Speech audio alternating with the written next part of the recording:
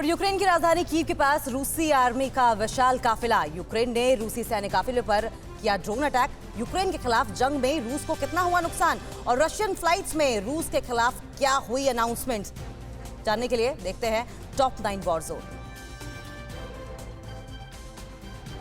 Ukraine की ताजा satellite तस्वीरों में रूसी आर्मी का एक विशाल काफिला राजधानी कीव के करीब देखा गया है। इससे यह आशंका बढ़ गई है कि रूसी आर्मी जल्द ही राजधानी में दाखिल हो सकती है। वहीं दूसरी तस्वीरों में जंग में हो रही तबाही के निशान साफ साफ देखे जा सकते हैं। रूसी हमलों के बाद कीव के बाहरी इलाके में मौजूद एंटोनोव एयरपोर्ट तहस नहस हो चुका है। सैटेलाइट तस्वीरों में एंटोनोव एयरपोर्ट की इमारतों से आग की लपटें उठती दिख रही हैं। यूक्रेनी सेना ने कीव ओब्लास्ट में रूसी सैन्य काफिले पर जबरदस्त ड्रोन अटैक किया है। रूस के ये बख्तरबंद ट्रक अपने जवानों के लिए रसद लेकर आए थे, तभी यूक्रेनी सेना ने इन पर स्ट्राइक कर दिया। यूक्रेनी ड्रोन अटैक में इन ट्रक्स के परखच्चे उड़ गए। इसके अलावा भी यूक्रेनी आर्मी ने एक और ड्रोन अटैक किया है। इस हमले में यूक्रेन ने TB2 ड्रोन के जरिए रूसी आर्मी के काफिले को ध्वस्त कर दिया।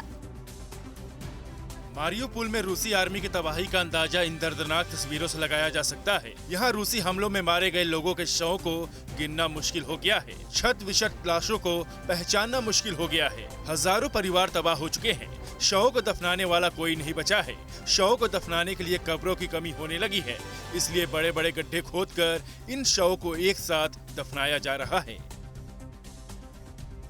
यूक्रेन के साथ 17 दिनों से जारी जंग में रूस को भी भारी नुकसान उठाना पड़ा है। यूक्रेन का दावा है कि उसके सैनिकों ने अब तक रूस के करीब 57 एयरक्राफ्ट और 83 हेलीकॉप्टर ढेर कर दिए हैं, जबकि 1165 बख्तरबंद गाड़ियां, 125 artillery system, 31 air defence system, 58 multiple rocket system के साथ साथ 3531 टैंक्स को ध्वस्त कर दिया है। यूक्रेन के जेपोरिजिया न्यूक्लियर पावर प्लांट से बेहद हैरान करने वाली तस्वीरें सामने आई हैं। यहाँ रूस की सेना ने पूरी तरह से कब्जा जमा लिया है। इस पावर प्लांट के अंदर रूस अपनी आर्मी के लिए सेफ मिलिट्री बेस बना रहा है। जेपोरिजिया न्यूक्लियर पावर प्लांट के अंदर गश्त करते रूसी सैनिकों का एक वीडियो सामने आया है। पावर प्लांट के अंदर रशियन तोप और टैंक भी तैनात हो चुके हैं। रूस और यूक्रेन युद्ध को लेकर नेटो देश रूस के पड़ोसी देशों में अपनी सैन्य तैनाती लगातार बढ़ा रहे हैं। अब फ्रांस की रैपिड रिएक्शन फोर्स की एक और टुकड़ी रोमानिया पहुंची है।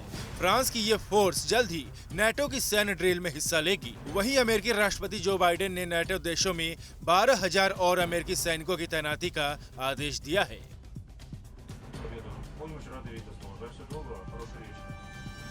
तुर्की के अंटालिया पहुंची रूस की सबसे बड़ी एयरलाइंस की फ्लाइट में यूक्रेन पर रूस के हमले के खिलाफ अनाउंसमेंट की गई। ये अनाउंसमेंट खुद फ्लाइट कैप्टन ने की। कोवेडा फ्लाइट के कैप्टन ने यूक्रेन पर रूसी हमलों को अपराध बताया है। कैप्टन के अनाउंसमेंट के दौरान फ्लाइट में बैठे यात्रियों ने उनके समर्थन में तालियां बजाई।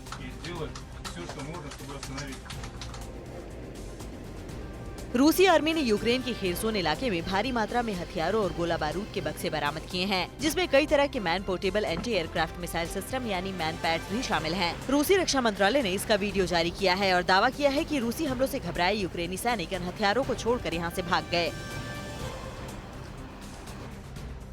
UNSC में अमेरिका ने रूस के आरोपों को आधारहीन करार दिया और कहा कि रूस यूक्रेन पर झूठे आरोप लगा रहा है। अमेरिका के मुताबिक बायोलॉजिकल वेपन के आरोप झूठे हैं। यूक्रेन में कहीं भी बायोलॉजिकल वेपन नहीं बन रहे हैं। वहीं रूसी विदेश मंत्रालय के मुताबिक CIA नागरिकों के खिलाफ केमिकल्स का प्रयोग करने के लिए यूक्रेनी चरमपंथियों के साथ समन्वय कर रही है और हमें जिम्मेदार ठहराया जाता है। अड़ी सोमवार से शुक्रवार शाम 6 बजे सिर्फ TV9 भारतवर्ष पर।